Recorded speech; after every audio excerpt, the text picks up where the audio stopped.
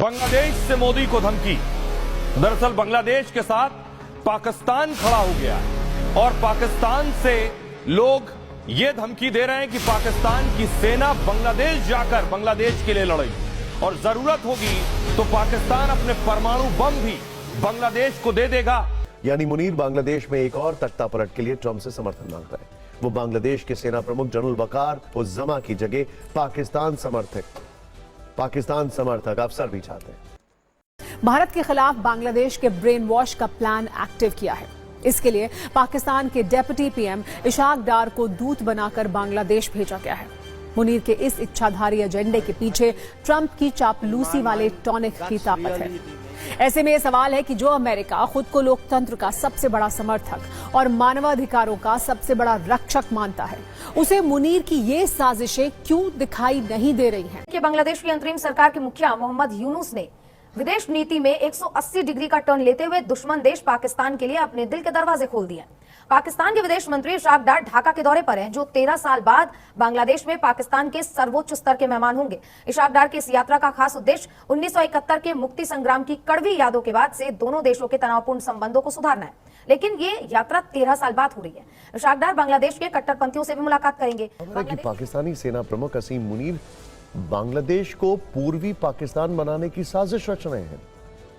हाल में अपने अमेरिका दौरे पर उन्होंने प्रस्ताव ट्रंप के सामने रखा। अमेरिका को बांग्लादेश के बदले डील ऑफर की गई। सवाल है कि क्या मुनीर के लिए यह इतना आसान है? अमेरिकी मदद मिल गई तो भी क्या बांग्लादेश की जनता इसके लिए तैयार हो जाएगी? बांग्लादेश को पूर्वी पाकिस्तान बनाने की राह में बड़े कांटे हैं और मुनीर ये सब जानते हैं। इसीलिए काम सीक्रेट तरीके से स्टेप बाय स्टेप किया जाएगा। मुनीर का यही खुफिया प्रोजेक्ट हम डिकोड करने वाले हैं। हम आपको यह भी बताएंगे कि भारत के लिए यह रिपोर्ट कितनी चिंताजनक है। देखिए, पिछले साल 5 अगस्त को तख्ता पलट के बाद से बांग्लादेश कई देशों पर जूझ रहा है। मोहम्मद यूनुस की अंतरिम सरकार हर फ्रंट पर विफल साबित हुई है। देश में उथल पुथल मची हुई है और इसी हलचल का पाकिस्तान फायदा उठाना चाहता है। असल में मुनीर अपने ग्रेटर पाकिस्तान वाले प्लान पर पिछले साल से ही काम करना शुरू कर चुके हैं। धीरे धीरे वो ढाका में अपनी घुसपैठ बढ़ा रहे हैं। इसी योजना के तहत ढाका में पाकिस्तानी सेना और आईएसआई अफसरों की एंट्री दिलाई गई, जो अब काफी एक्टिव हो चुके हैं। यूनुस की अंतरिम सरकार में पाकिस्तान के साथ बांग्लादेश रहा है, जिस पर शेख हसीना के कार्यकाल में काफी सख्ती थी। पिछले साल सितंबर और दिसंबर यानी 2 बार यूनुस पाकिस्तान के पीएम शहबाज शरीफ से मिल चुके हैं। भारत विरोध का एजेंडा चलाने वाले लेफ्टिनेंट जनरल फैजुर रहमान को बांग्लादेश की सेना में मजबूत बनाया गया। जेल में बंद खूंखार आतंकवादियों को रिहा किया गया, जिनमें अंसार उल्लाह बंगला टीम के प्रमुख जशीमुद्दीन रहमानी भी शामिल हैं। मौत की सजा का इंतजार कर रहे जमाते इस्लामी के अजरुल इस्लाम को मई 2025 में बरी कर दिया। बांग्लादेश की कट्टरपंथी इस्लामिक पार्टियां जहां पाकिस्तान के साथ रिश्ते को इस्लाम के नाम पर बढ़ाने के लिए जोर देती हैं, तो वहीं देश में अभी भी वो लोग मौजूद हैं जिनके जहन में 1971 के मुक्ति संग्राम के दौरान पाकिस्तानी सेना के अत्याचार की यादें जिंदा है। इससे पहले कि पाकिस्तान के वाणिज्य मंत्री जाम कमाल खान प्रतिनिधि मंडल के साथ ढाका पहुंचे हुए हैं, जो दोनों देशों के बीच कारोबारी रिश्ते को मजबूती देने का काम कर रहे हैं। दो पुराने दुश्मनों की दोस्ती भारत के लिए खतरनाक साबित हो सकती है, जिस वजह से भारत ने इस मुलाकात पर अपनी पैनी नजर बनाई हुई है। ये वही अजरुल इस्लाम है जिसने बांग्लादेश की स्वतंत्रता का विरोध किया था और युद्ध के दौरान पाकिस्तानी सेना के साथ हाथ मिलाया था। बांग्लादेश के कट्टरपंथी नेता संविधान की जगह शरिया लागू करने का वादा कर रहे हैं। यानी बांग्लादेश में हर वो काम हो रहा है जो पाकिस्तान को एज देने वाला है। यूनुस सरकार में पाकिस्तानी समर्थक मजबूत हो रहे हैं। यही आगे चलकर मुनीर के ग्रेटर पाकिस्तान का ख्वाब पूरा करने में मदद करेंगे। आईएसआई की साजिश यह है कि बांग्लादेश को आतंकवाद, नशीले पदार्थों की तस्करी और भारत विरोधी अभियानों का एपिसेंटर बनाया जाए। इससे वहां स्थिरता बढ़ती जाएगी। एक दौरे ने साला भारत को हिजड़ा बनाकर रख दिया, पूरे के पूरे भारत को। भारत का मीडिया आपने सुना, हाइलाइट्स भी देखी हैं आपने, कि एक मीडिया चैनल कह रहा है कि आर्मी चीफ को मजूल किया जा रहा है बांग्लादेश के, क्योंकि वो एंटी पाकिस्तान और प्रो इंडिया है और शेख हसीना वाजिद का वो रिश्तेदार भी है। इसलिए एक नया लेफ्टिनेंट जनरल प्रमोट करके उसे आर्मी चीफ बनाया जाएगा ताकि आईएसआई के प्लान को मुकम्मल तरीके से फुलफिल किया जा सके। दूसरा मीडिया चैनल ये कहता है कि जब आसिम मुनीर ने अमेरिका का दौरा किया था, ट्रंप से मुलाकात हुई थी, तो एक टेबल पर बांग्लादेश का फार्मूला रखा गया था कि उसे दोबारा पाकिस्तान में शामिल किया जाए और एक ग्रेटर पाकिस्तान बनाया जाए ताकि मशरिक की तरफ से फिर भारत को उसकी औकात दिखाई जाए।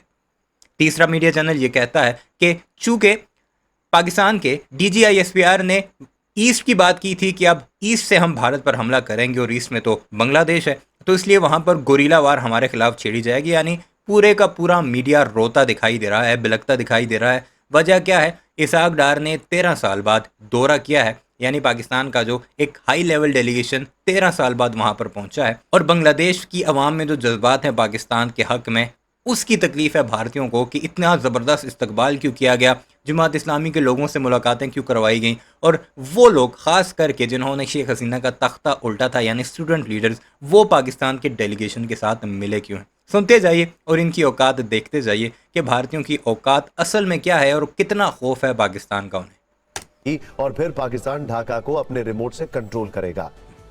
इंटरेस्टिंग बात क्या है, बांग्लादेश को समझ में आ गया है कि पाकिस्तान को समझ में आ गया है कि उसके सारे पैतरे फेल कर गए। बॉर्डर की साइड से कश्मीर पर भी वो कामयाबी नहीं हासिल कर पा रहा है, और इस तरफ की बात करें तो पंजाब तो पूरी तरीके से उसके लिए लॉक है।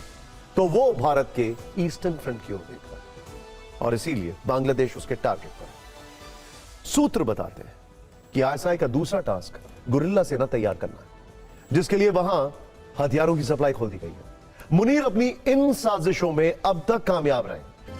दरअसल ट्रंप की आंखों पर खुदगर्जी की पट्टी बंधी है। उन्हें आजकल नोबेल के अलावा कुछ दिखाई नहीं देता है। ऐसा लग रहा है कि ट्रंप ने नोबेल नॉमिनेशन के बदले में मुनीर को हर गुनाह की छूट दे दी है। लेकिन ट्रंप मुनीर की ये दोस्ती भारत के लिए कोई खतरा नहीं है। भारत जानता है कि ये रिश्ता सीजनल है, जिसका ना कोई मजबूत आधार है, ना कोई नई उम्मीद। विदेश मंत्री जयशंकर ने भी आज कहा, पाकिस्तान अमेरिका के बीच दोस्ती का पुराना इतिहास है। दोनों ने अक्सर अपने उस इतिहास को नजरअंदाज किया। आज जो पाकिस्तानी फौज अमेरिका की दोस्त बनी हुई है, उसी अमेरिका की फौज उनकी हर चाल सही बैठ रही, लेकिन पड़ोस में भारत जैसी शक्ति के रहते उनके अरमान पर पकड़ करना तय है। इसकी काट उन्हें डोनाल्ड ट्रंप में नजर आई। कहा जाता है कि हाल ही में जब वो अमेरिका गए तो ट्रंप के सामने उन्होंने बांग्लादेश पर कंट्रोल वाला अपना प्रस्ताव रखा, मदद के बदले एक डील ऑफर की। मुनीर ने बलूचिस्तान और खैबर पख्तूनख्वा में तेल की खोज के बदले ट्रंप से बांग्लादेश मांगा, जो इस्लामाबाद के अप्रत्यक्ष नियंत्रण में। मुनीर ने ट्रंप को यह समझाया कि बांग्लादेश पर पाकिस्तान के कंट्रोल से अमेरिका को भारत पर दबाव बनाने में मदद मिलेगी। मुनीर ने एक और फायदा गिनाया। उन्होंने ट्रंप से कहा कि ऐसा होने से अमेरिका हिंद प्रशांत क्षेत्र में चीन के बढ़ते प्रभाव को भी कम कर सकता है। यानी मुनीर बांग्लादेश में एक और तख्ता पलट के लिए ट्रंप से समर्थन मांग रहे हैं। वो बांग्लादेश के सेना प्रमुख जनरल वकार उज़्ज़मा की जगह पाकिस्तान समर्थक अफसर भी चाहते हैं। सुना आपने?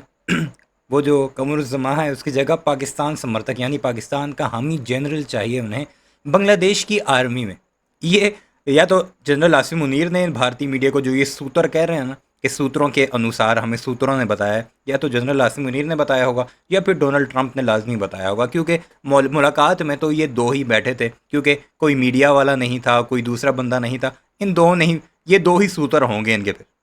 कहा जा रहा है कि इसके लिए मुनीर अमेरिकी डीप स्टेट और CIA के प्रतिनिधियों से भी मुलाकात कर चुके हैं। जाहिर तौर पर मुनीर की साजिश भारत के लिए खतरे की घंटी है। इसमें बांग्लादेश का भी बहुत ज्यादा नुकसान है। वहां कई पीढ़ियां बर्बाद हो जाएंगी। अगर पाकिस्तान ने पूर्वी हिस्से पर अपना प्रभाव बहाल कर लिया तो इससे भारत का बड़ा हिस्सा अस्थिर हो सकता है। हालांकि विदेश मामलों के जानकार मानते हैं कि दोनों देशों का वैचारिक मिलन संभव नहीं। पाकिस्तान से आजादी पाने के लिए बांग्लादेश ने लंबा संघर्ष किया था और हजारों लोगों की कुर्बानी दी थी। 93,000 पाकिस्तानी सैनिकों के सरेंडर के साथ 16 दिसंबर 1971 को यह अलग मुल्क बना। वो दौर था जब भारत की मदद से पाकिस्तान के दो टुकड़े हुए थे। सिर्फ 13 दिनों की लड़ाई में पाकिस्तानी फौज घुटनों पर आ गई थी, लेकिन 1971 वाला वो बांग्लादेश आज मुश्किलों में पड़ता दिख रहा है, अमेरिका और ढाका के कट्टरपंथियों के साथ मिलकर। ये है वो भारतीयों का रोना धोना जो आपने मुलाहिजा किया। यानी आप कोई भी चैनल उठाकर देखें, इसहाक डार का दौरा ही आपको वहाँ पर नज़र आएगा और भारतीयों का रोना धोना नज़र आएगा कि इसहाक डार वहाँ पहुँच गया है। और मज़े की बात यह है कि हर चैनल एक नई साजिशी थ्योरी लेकर सामने आए, जो मैंने आपको डिस्कस की और आपने सुन भी लिया। इस सारे मामले पर आपकी क्या राय है, कमेंट सेक्शन में ज़रूर बताइएगा। चैनल को सब्सक्राइब नहीं किया तो ऐसे वीडियोज़ के लिए उसे भी ज़रूर सब्सक्राइब कीजिए।